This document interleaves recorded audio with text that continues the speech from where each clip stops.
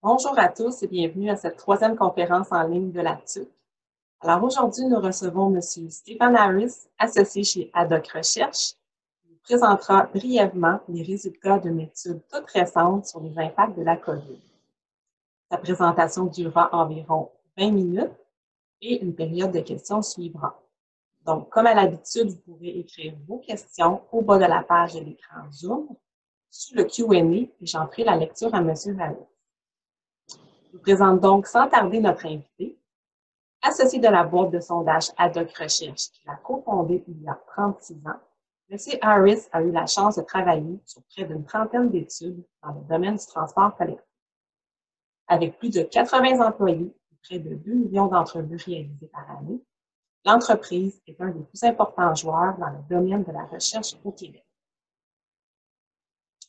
Comme il le dit lui-même, le foutu virus est toujours là. Il a déjà commencé à modifier les comportements des consommateurs et les transports collectifs ne sont pas épargnés. Après un bref survol du moral des troupes, on verra comment les habitudes de déplacement ont et vont changer, le niveau de confiance à l'égard des transports collectifs et les changements anticipés quant au télétravail.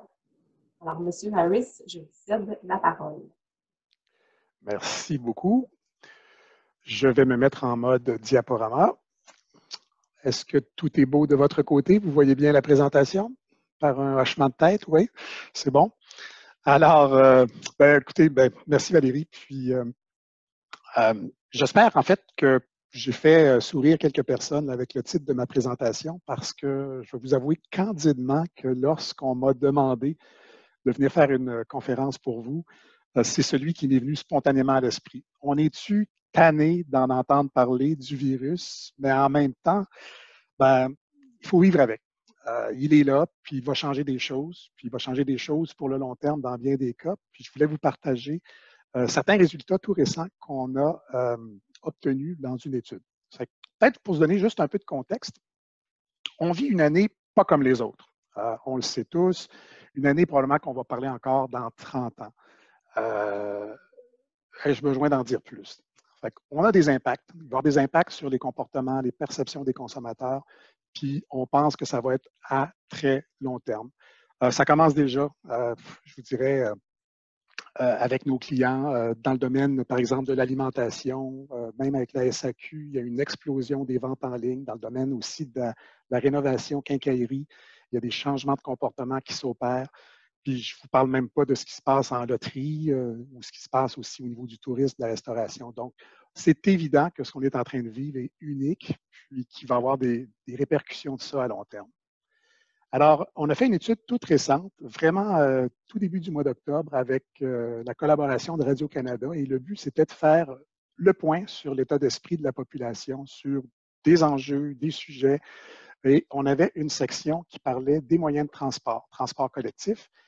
Et c'est ce que je vais vous partager principalement. Mais on avait aussi des sections périphériques qui abordent le télétravail, qui vont aussi avoir de l'impact éventuellement sur la façon dont les gens vont se déplacer et le nombre de fois ils vont devoir se déplacer. Ça fait qu'on va parler de ces choses-là aussi. La méthodologie est un sondage web auprès de 1454 citoyens du Grand Montréal. Maintenant, je sais qu'il y a beaucoup de membres et de gens qui sont présents aujourd'hui, qui habitent, qui ont une problématique qui est de l'extérieur du Grand Montréal. C'est que je vous rassure tout de suite, la majorité des constats qu'on va aborder aujourd'hui s'extrapolent à l'ensemble de la population, si ce n'est pas la quasi-totalité des constats qu'on vous présente aujourd'hui. Donc, une étude costaude, un gros échantillon, tout près de 1500 répondants, réalisé au début du mois d'octobre, questionnaire d'une durée moyenne de 20 minutes. Pour vous donner une idée un peu de l'envergure du secteur qui était couvert, c'est le Montréal métropolitain, c'est grosso modo la moitié de la population du Québec. Donc, un échantillon sur l'île de Montréal, l'île Jésus, la couronne nord, puis aussi l'agglomération de Longueuil, la couronne sud. Donc, on couvrait un très, très grand secteur. Donc, tout ce qui est aussi transport périphérique se trouve inclus là-dedans. Donc, COVID-19 et la deuxième vague, étant donné qu'on était au début du mois d'octobre, on avait les deux pieds vraiment dans la deuxième vague et on venait de déclarer plusieurs régions en zone rouge. Donc, c'est à garder en tête là, parce que c'est vraiment cet état d'esprit-là qu'on vous communique aujourd'hui. Bon, excusez. Donc, ce que j'ai ici, dans le fond, et toutes les pages sont montées de la même façon. Vous allez toujours trouver la question qui était posée aux répondants en haut et les résultats qu'on vous présente en dessous. Donc, la première question que je vais vous présenter, c'est certaines personnes vivent difficilement la crise de la COVID-19 et d'autres la vivent plus sereinement. Personnellement, comment qualifiez-vous votre morale dans le contexte actuel? Donc, ici, ce qu'on voit, c'est quand même une bonne nouvelle. Bon, on a un bon moral, 73%, grosso modo, 3/4 de la population s'en sortent pas trop mal. C'est quand même très bon compte tenu qu'on était dans notre 8e mois à ce moment-là. Je sais que vous ne pouvez pas répondre, mais je vous demande d'imaginer, selon vous, les 65 ans et plus. Est-ce qu'ils sont au-dessus du 73 ou en dessous? Je ne vous fais pas languir longtemps. Écoutez, les 65 ans et plus sont à 86%. Fait que pour moi, je suis content de voir qu'en vieillissant, notre capacité à prendre la vie du bon côté s'améliore. C'est un gars qui approche la soixantaine qui vous dit ça, donc ça m'a rassuré un tout petit peu. Maintenant, le moral par rapport à la première vague, ça a l'air de quoi?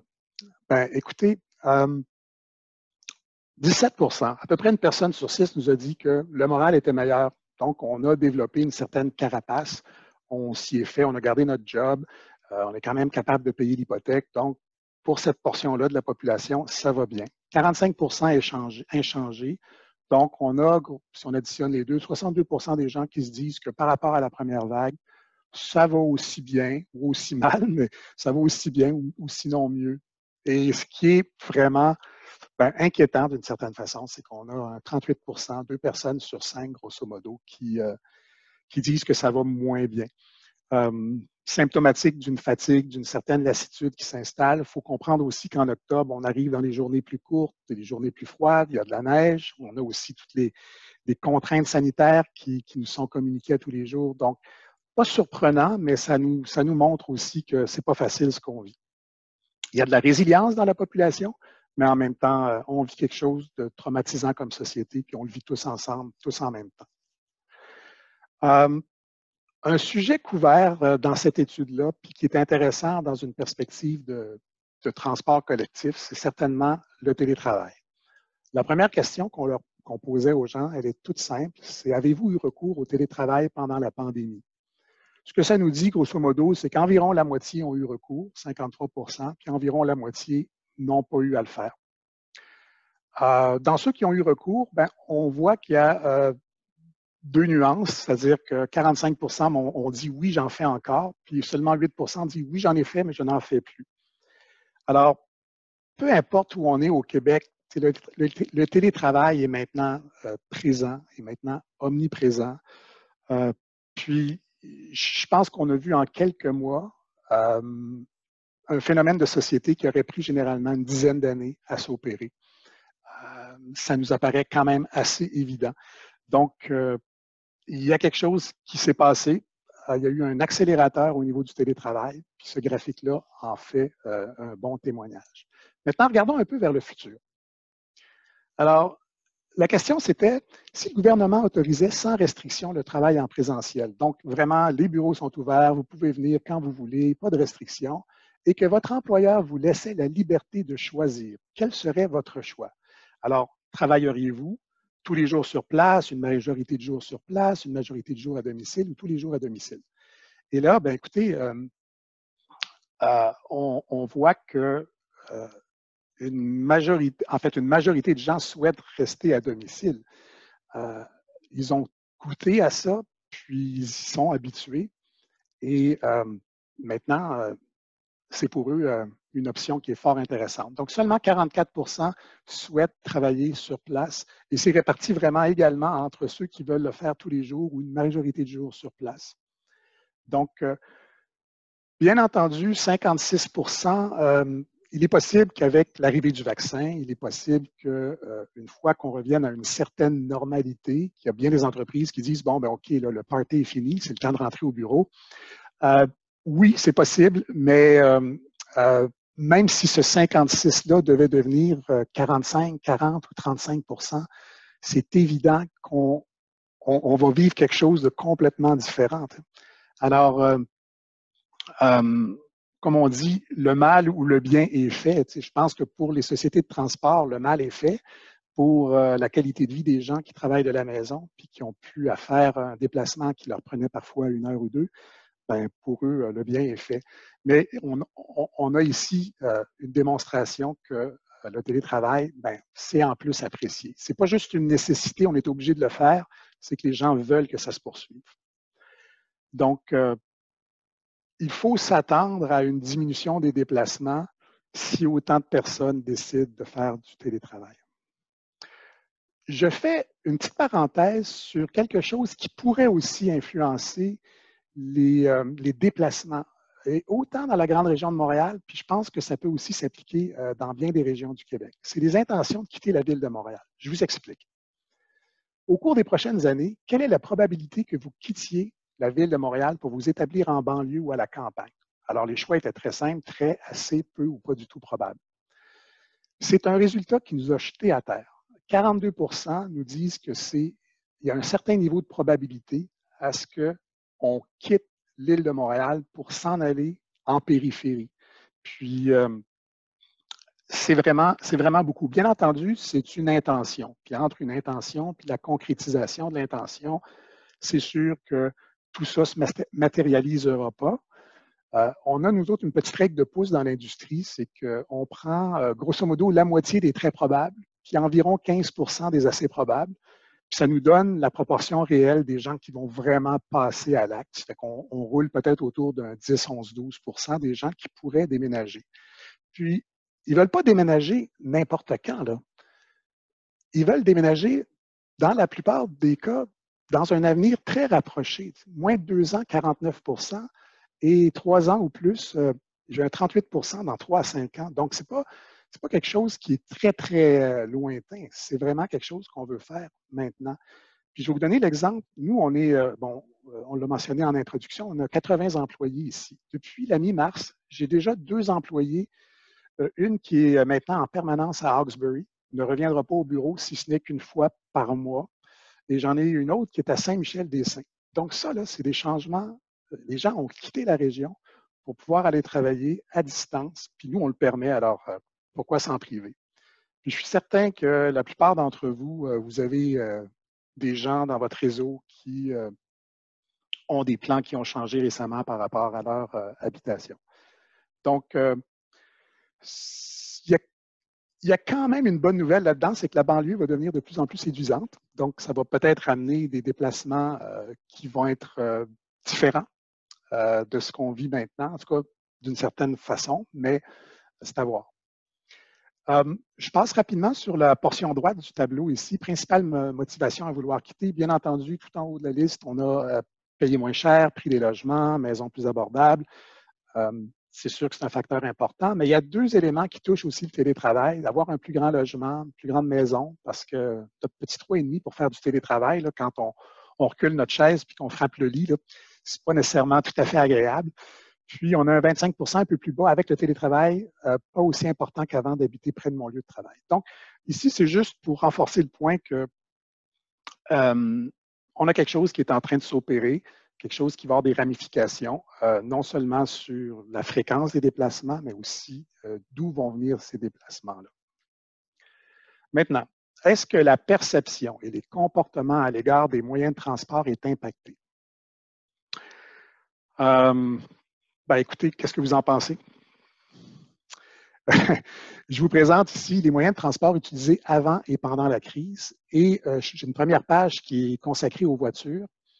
Puis, j'en aurai une autre qui va suivre ensuite sur les transports collectifs et d'autres modes de transport. Donc, en bleu foncé, ce que j'ai, c'est avant la crise de la COVID-19, quels moyens de transport utilisiez-vous pour vos déplacements quotidiens? Et en bleu pâle, ben, c'est présentement, donc au début octobre. Donc, vous voyez que aussi bien pour l'auto, le covoiturage ou l'autopartage, on a une situation qui demeure grosso modo inchangée sur le moyen de transport qui est utilisé. Là. On ne parle pas de fréquence ici, on parle juste quel est votre moyen de transport que vous utilisez pour vous déplacer quotidiennement. Donc, quand on totalise un peu l'impact voiture, là, ça donne grosso modo, avant le COVID et pendant la crise, 72 et 73 %. Là, je vous le dis tout de suite, vous ne pouvez pas additionner le 68 avec le 5 avec le 2 parce que les gens pouvaient mentionner plusieurs réponses. Donc, on pouvait très bien faire un bout de voiture pour aller chez Roger et de chez Roger, on partait en covoiturage pour aller au travail. Maintenant, bon, là, je vous préviens, la prochaine slide va faire mal un tout petit peu. On va parler un peu des autres moyens de transport. Donc, la marche, le vélo, le Bixi, grosso modo, on est dans les mêmes eaux. Le seul moyen de transport qui a été impacté et de façon vraiment importante, bien, écoutez, c'est le transport collectif. On est passé de 45 % comme moyen de transport utilisé pour les déplacements à 17 %. Et ça, c'est au mois d'octobre, à un moment où déjà les activités reprenaient quand même un peu partout dans la société. Là. On n'est pas au pire de la crise, là où on avait tout arrêté. Donc, il y a eu un choc. Hein, il y a vraiment, je pourrais même parler d'un traumatisme ici au niveau des transports collectifs. Là. Je vous apprends sans doute rien, mais ça met en perspective des écarts de ce qu'on vient d'observer dans la société. Maintenant, bon, transport actif, là, quand on parle marche, vélo et Bixi, grosso modo, sont demeurés à peu près au même niveau. Donc, vraiment, il n'y a que le transport collectif qui a été affecté. Maintenant, on a demandé aux gens, par rapport à avant la crise de la COVID, utilisez-vous les transports en commun, donc métro, autobus, train de banlieue, beaucoup plus souvent, un peu plus, aussi un peu moins, beaucoup moins ou plus du tout. Et ici, ce que vous avez, c'est grosso modo, écoutez, les 3/4 de la population disent utiliser moins souvent les transports collectifs, dont un 31 % qui nous dit ben, plus du tout, et un 29 % qui disent beaucoup moins souvent. Donc, non seulement on avait des gens tout à l'heure qui prennent moins de transports collectifs, mais ceux qui les prennent nettement moins souvent. Je suis certain que la plupart des gens qui participent à cette conférence ont des statistiques qui viennent appuyer un peu ce que ce graphique-là vous montre, là. Mais c'est assez éloquent. Je vous avoue que j'aimerais ça arriver avec des meilleures nouvelles, mais c'est un constat qu'on fait, puis c'est mon métier de vous donner l'heure juste. Alors, voilà. Donc, le 74 %, bien entendu, il y a des gens qui ont perdu leur job, il y a des gens qui sont en télétravail, il y a des gens dont le bureau est fermé, ils ne peuvent juste pas s'y rendre. Ça fait que voilà. Maintenant, une question importante au niveau de confiance sur le plan sanitaire. On a voulu valider si les gens étaient très, assez, peu ou pas du tout en confiance par rapport au transport en commun. C'est dans un contexte de pandémie. Et ce que vous obtenez ici, c'est 42 % de gens qui sont en confiance, donc plus de la moitié qui expriment un certain niveau d'inconfort ou de méfiance, si vous voulez. Fait que si vous vous demandez un peu sur quoi devraient porter vos prochaines campagnes de communication, vos prochaines actions marketing, c'est certainement de rebâtir la confiance des usagers parce qu'en ce moment, elle est vachement ébranlée et puis le statu quo n'est pas une option. On vous le dit tout de suite, là, à la fin de la conférence, on a un spécial sur les Prozac. Donc, vous pourrez vous remonter le moral avec ça. Alors, si je poursuis, une petite page qui est intéressante à bien des égards, c'est les gens qui sont favorables à différentes initiatives en matière de transport. Bien entendu, il y a beaucoup de problématiques là-dedans qui sont liées à la situation montréalaise. Donc, le REM, le métro, une nouvelle ligne de métro, aussi des pistes cyclables et tout ça. Mais il y a quand même il y a deux choses intéressantes que je veux vous mentionner par rapport à ça. Il y avait 13 idées qui étaient avancées et on voulait voir comment les gens réagissaient. Fait que la première chose qu'on voit, c'est que la proportion de gens qui sont particulièrement favorables, hein, vraiment là, des taux d'approbation de 60, 73, 81, 83, 87 % pour qu'il y ait des initiatives en transport collectif, de prolonger le métro, l'expansion du REM, améliorer les infrastructures routières, nouvelles lignes de métro, système de tramway. Donc, il y a vraiment au niveau de la population un buy-in. Il y a vraiment des gens qui sont intéressés par ce qui pourrait arriver en termes de transport collectif. Ça, c'est bien parce que la population est derrière ces grands projets-là. La deuxième chose que je veux porter à votre attention, c'est les 3 éléments qu'on retrouve en bas du tableau. Donc, taxer l'essence pour financer le transport en commun. augmenter les taxes pour financer des projets de transport en commun, ajouter des frais de 50 $ sur l'immatriculation annuelle afin de financer les projets de transport en commun. Alors, on voit que l'approbation, si vous voulez, de ces initiatives-là n'est pas très forte. En d'autres mots, les citoyens semblent croire, dans le fond, aux vertus du transport collectif, hein, réclament la poursuite des travaux de rénovation, de l'expansion du réseau, mais ils résistent à en payer le prix, du moins directement. Et puis, on a peut-être un autre axe de communication ici au niveau de l'ensemble des transporteurs là, au Québec, c'est augmenter la perception, augmenter l'utilité des transports collectifs dans la société. Je pense qu'on est loin de l'Europe là-dessus, sur ces points-là. Alors, ça va vite. Ça nous amène un peu en conclusion. Il y a quelques points que je veux prendre le temps de conclure avec vous, de mettre en évidence. C'est que, premièrement, l'utilisation régulière de la voiture en solo, en covoiturage ou en autopartage, avant ou pendant la crise, n'ont pas changé. C'est un moyen qui est jugé sûr par les usagers. Le deuxième élément de conclusion, c'est que la crise a été rien de moins qu'un accélérateur pour la démocratisation du télétravail. Et ça, même dans des entreprises là, qui étaient réfractaires, je suis certain que vous connaissez des gens qui, moi j'ai des amis qui étaient dans des bureaux d'architectes, des gens chez Hydro-Québec, chez d'autres clients aussi, qui ne permettaient pas ou très peu le télétravail, ça prenait des approbations spéciales. Alors, ce qui est arrivé, c'est que la nécessité pour ces entreprises-là de générer des revenus est plus grande que l'inconvénient d'avoir des employés à distance. Puis, maintenant qu'on le fait, maintenant que ça fonctionne, maintenant qu'on a pris l'habitude, maintenant qu'on a fait les correctifs technologiques, ben, c'est sûr que maintenant, on ne reviendra pas en arrière, en tout cas du moins pas autant que ce qu'on était avant. C'est sûr que tout ça va modifier grandement les habitudes de développement, de déplacement futur. Puis, ça nous amène à dire qu'en matière de transport collectif, c'est clair qu'il va y avoir un avant, puis il va y avoir un après COVID.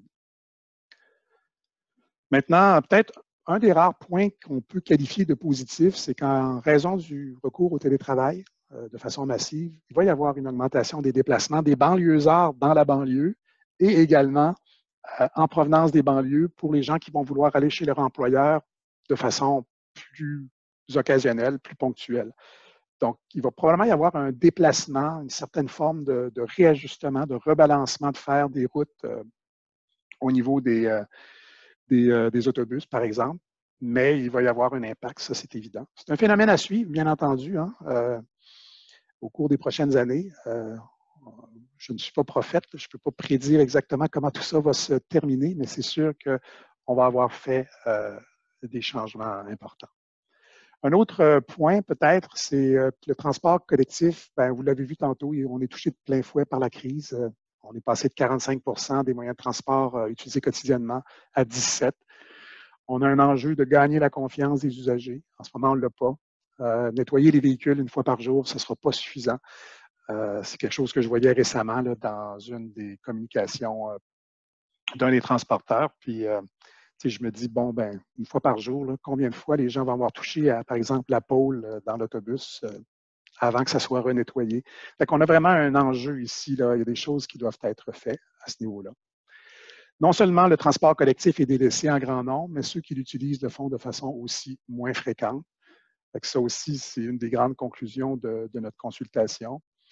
Puis, il y a aussi le fait que sur 13 initiatives en matière de transport qu'on a évaluées, ben, les 3 qui portaient sur du financement de transport collectif ont terminé en queue de peloton. Ça fait que vous avez à ce niveau-là, probablement comme industrie, du démarchage à faire pour que la perception qu'on a envers le transport collectif soit meilleure. Je sais qu'il y a une bonne réponse quand même des paliers de gouvernement, mais ce que l'étude vous démontre, c'est qu'il y a du chemin à faire aussi auprès du consommateur, de l'usager, parce qu'eux, ils ne sont pas rendus là. Fait que je vous dirais, ça complète la présentation. On va passer aux questions dans 2 secondes, mais je me sens un peu comme, comme le party pooper là, qui vous amène des mauvaises nouvelles, mais en même temps, oui, ce n'est pas des résultats faciles à présenter, mais c'est un constat de la réalité, un constat très, très frais là, de où en sont les usagers des transports collectifs. Puis, vous avez des beaux défis, hein, ça c'est clair. On sait que les comportements vont changer. On sait qu'ils sont là pour rester, ces changements-là. Maintenant, on fait quoi? Vous avez des beaux défis. Puis, je vous souhaite vraiment bonne chance rendu là. C'est le moins que je puisse faire. Alors, Valérie, je ne sais pas s'il Ouais. y a des questions qui ont Oui, été il y a des posées. questions. En fait, ben, premièrement, merci pour la présentation. C'est vraiment, vraiment intéressant. Moi, je peux peut-être commencer par une question. Donc, dans une de vos diapositives, là, vous en avez reparlé à la conclusion, là, ça démontre que le transport en commun est le mode qui a perdu le plus d'achalandage. Donc, il est passé, si je me souviens bien, de 45 à 17. Versus auto, marche, vélo. Dans une autre diapositive, là, on mentionne le niveau de confiance des gens à l'égard du transport collectif, donc au niveau sanitaire. Puis ma question, c'est, est-ce que la baisse, justement, d'achalandage par rapport à l'apport modal là, du transport collectif, c'est juste attribuable au niveau de confiance ou ça peut être attribuable au fait que, par exemple, utiliser son auto, c'est plus facile parce qu'il y a moins de congestion, en même temps, il y a plus de stationnement aussi disponible au centre-ville et ailleurs, sans doute. Je ne sais pas si la question est claire. Oui, OK. Donc, est-ce que c'est juste attribuable à ça? Oh, Seigneur, non.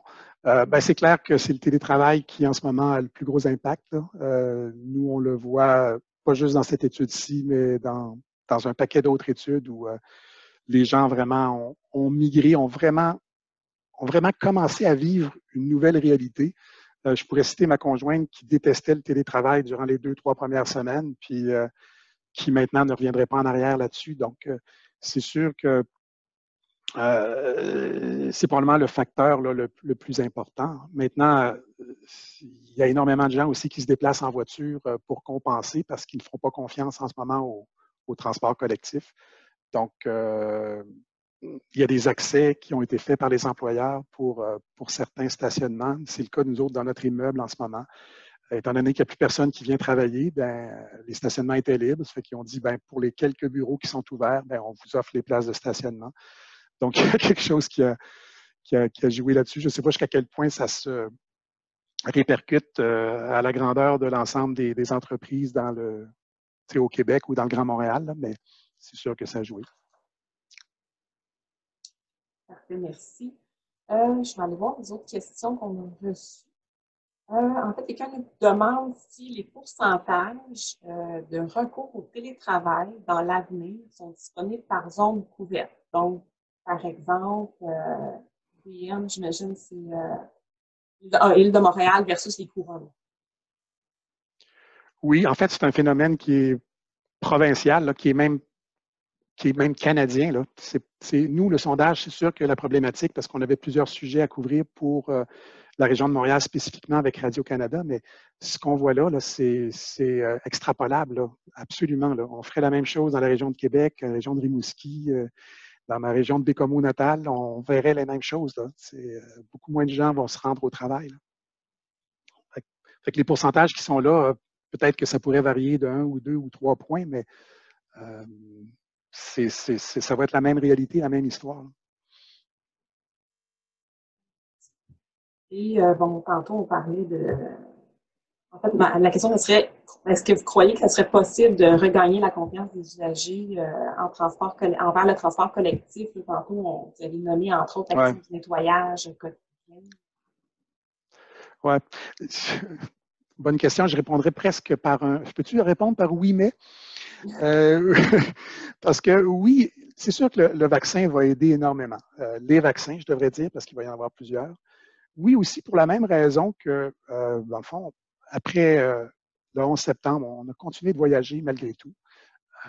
Donc, oui, on va regagner la confiance à terme, mais il faut juste, puis mon mais, c'est qu'il ne faut pas juste prendre pour acquis que le vaccin va tout régler. Il va vraiment falloir communiquer et rassurer les gens.